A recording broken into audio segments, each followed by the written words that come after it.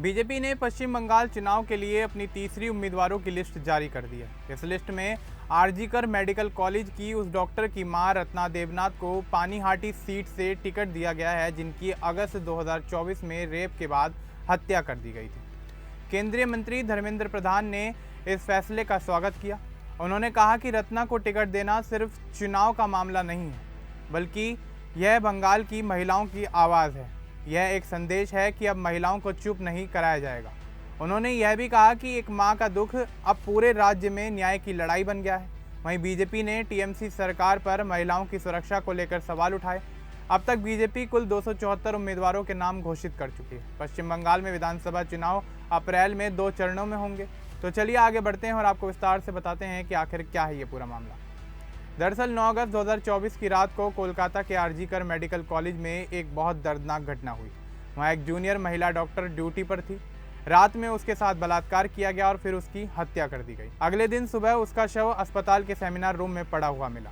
यह खबर फैलते ही पूरे देश के लोग इस मामले को सुनकर हैरान हो गए और सोशल मीडिया पर लोगों का गुस्सा फूट पड़ा। डॉक्टरों ने बड़े स्तर पर इसका विरोध कर दिया। सड़कों पर हजारों लोग उतर आए और महिला डॉक्टर के साथ हुए बलात्कार और हत्या के लिए न्याय की मांग करने लगे। शुरू में पुलिस ने मामला अपने स्तर पर दर्ज किया, लेकिन बाद में यह केस सीबीआई को सौंप दिया गया। परिवार ने कहा कि पुलिस और सरकार ने सही तरीके से काम नहीं किया। ममता बनर्जी की टीएमसी सरकार पर भी आरोप लगे कि महिलाओं की सुरक्षा को लेकर उन्होंने सही कदम नहीं उठाए। इस घटना के बाद पूरे बंगाल में और देश के कई हिस्सों में लोग सड़कों पर उतर आए। डॉक्टरों ने हड़ताल शुरू कर दी, जिससे कई अस्पतालों में काम भी रुक गया। हर तरफ लोग बस आरजीकर मेडिकल कॉलेज में जूनियर महिला डॉक्टर के साथ हुए कृत्य के लिए न्याय की मांग कर रहे थे। इस मामले पर सुप्रीम कोर्ट ने खुद ध्यान दिया और सुनवाई शुरू की। सितंबर 2024 में कई बार इस केस की सुनवाई हुई। सीबीआई ने कहा कि मामले की जांच जारी है, लेकिन परिवार को लग रहा था कि न्याय मिलने में बहुत देर हो रही है। दिसंबर 2025 में सुप्रीम कोर्ट ने फैसला किया कि अब यह केस कोलकाता हाई कोर्ट देखेगा। कोर्ट ने यह भी कहा कि परिवार को हर जानकारी दी जाए। इसके बाद हाई कोर्ट ने भी इस केस पर काम शुरू कर दिया। मार्च 2026 तक यह मामला जारी है। मुख्य आरोपी पर भी केस चलाया जा रहा है, लेकिन परिवार का कहना है कि अभी पूरी सच्चाई सामने नहीं आई। अब साल 2026 आ गया है और पश्चिम बंगाल में विधानसभा चुनाव होने वाले। बंगाल में होने वाले चुनाव 2 चरणों में होंगे। पहला चरण 23 अप्रैल को और दूसरा चरण 19 अप्रैल 2026 को होगा। बीजेपी इस बार टीएमसी को हराने की पूरी कोशिश कर रही है। पार्टी ने अपने उम्मीदवारों के नाम की घोषणा करना शुरू कर दिया। 16 मार्च 2026 को बीजेपी ने अपने पार्टी के उम्मीदवारों की पहली लिस्ट जारी की थी, जिसमें 144 नाम थे। इसके करीब 7 दिन बाद यानी 23 मार्च को दूसरी लिस्ट जारी की गई, जिसमें 111 उम्मीदवारों के नाम शामिल थे। इसके बाद 25 मार्च 2026 को तीसरी लिस्ट आई, जिसमें 19 नाम शामिल हैं। आपको बता दें कि पश्चिम बंगाल में कुल 294 विधानसभा सीटें हैं और इन सीटों में से बीजेपी अब तक कुल 274 सीटों पर अपने उम्मीदवार तय कर चुकी है। पश्चिम बंगाल में होने वाले विधानसभा चुनाव के लिए जारी की गई उम्मीदवारों की तीसरी लिस्ट में सबसे ज़्यादा चर्चा रत्ना देवनाथ के नाम की हो रही है। वे उसी डॉक्टर की मां हैं जिनकी आरजीकर मेडिकल कॉलेज में हत्या हुई थी। बीजेपी ने उन्हें पानीहाटी विधानसभा सीट से अपना उम्मीदवार बनाया। पानीहाटी सीट नॉर्थ 24 परगना जिले में आती है और यह सीट टीएमसी के पास ही रही है। रत्ना देवनाथ ने हाल ही में कहा था कि वे चुनाव लड़ना चाहती हैं ताकि बंगाल में बदलाव आ सके और बेटियों को न्याय मिल सके। उन्होंने टीएमसी सरकार पर आरोप लगाया कि उनकी वजह से न्याय मिलने में रुकावट आई। अब बीजेपी ने उन्हें टिकट देकर यह दिखाने की कोशिश की है कि इस परिवार का दर्द अब राजनीति में भी सामने आ रहा है। केंद्रीय मंत्री धर्मेंद्र प्रधान ने इस फैसले पर तुरंत अपनी बात रखी। उन्होंने कहा कि रत्ना देवनाथ को पानीहाटी से बीजेपी का उम्मीदवार बनाना सिर्फ चुनाव की बात नहीं है, बल्कि यह बंगाल की बेटियों की आवाज़ को बुलंद करने के लिए एक पहल है।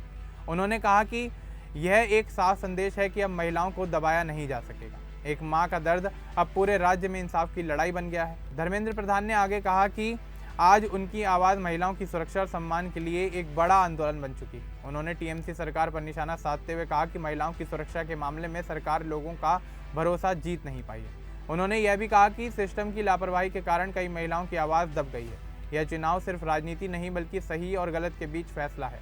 एक माँ की हिम्मत अब इस सिस्टम को चुनौती दे रही है ताकि बंगाल की हर बेटी को सुरक्षा और अच्छा भविष्य मिल सके। अब रत्ना देवनाथ चुनावी मैदान में उतर आई हैं।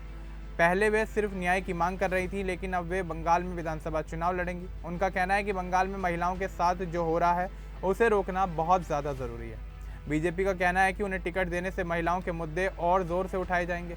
वहीं टीएमसी की तरफ से अभी इस पर कोई बड़ी प्रतिक्रिया सामने नहीं आई है, लेकिन राजनीतिक गलियारों में ये चर्चा है कि इस फैसले से बंगाल की सियासत और तेज़ हो सकती है। अगर पूरी घटना को देखा जाए तो अगस्त 2024 से लेकर मार्च 2026 तक काफ़ी कुछ बदल गया है। शुरुआत में यह सिर्फ एक अस्पताल की घटना थी, लेकिन धीरे धीरे यह पूरे राज्य का एक बड़ा मुद्दा बन गई। डॉक्टरों का विरोध देश के कई हिस्सों में फैल गया। केस कोर्ट में चलता रहा और परिवार लगातार न्याय की मांग करता रहा। अब जब चुनाव का समय आया है तो रत्ना देवनाथ ने तय किया है कि वे वोट के जरिए बदलाव लाने की कोशिश करेंगी। बीजेपी ने भी उन्हें अपना समर्थन दिया। रत्ना देवनाथ का नाम सामने आने के बाद इलाके के लोग भी ध्यान दे रहे हैं। कई लोग कह रहे हैं कि एक मां का चुनाव लड़ना महिलाओं के लिए हिम्मत देने वाली बात है। वहीं कुछ लोग इसे राजनीति का हिस्सा भी मान रहे हैं, लेकिन परिवार का साफ कहना है कि उनका मकसद सिर्फ बेटियों की सुरक्षा को सुनिश्चित करना है। बीजेपी की इस बार की योजना में महिलाओं के मुद्दों को खास जगह दी गई है। पार्टी ने कई महिलाओं को टिकट भी दिया है, लेकिन रत्ना देवनाथ का नाम सबसे अलग माना जा रहा है, क्योंकि उनका सीधा संबंध आरजीकर केस से है। चुनाव आयोग ने भी सभी पार्टियों से कहा है कि वे पूरी तैयारी रखें। वोटिंग अप्रैल के आखिर में शुरू होगी और इस चुनाव के नतीजे मई में घोषित किए जाएंगे। इस बीच आरजीकर मेडिकल कॉलेज मामले की भी जांच अभी जारी है।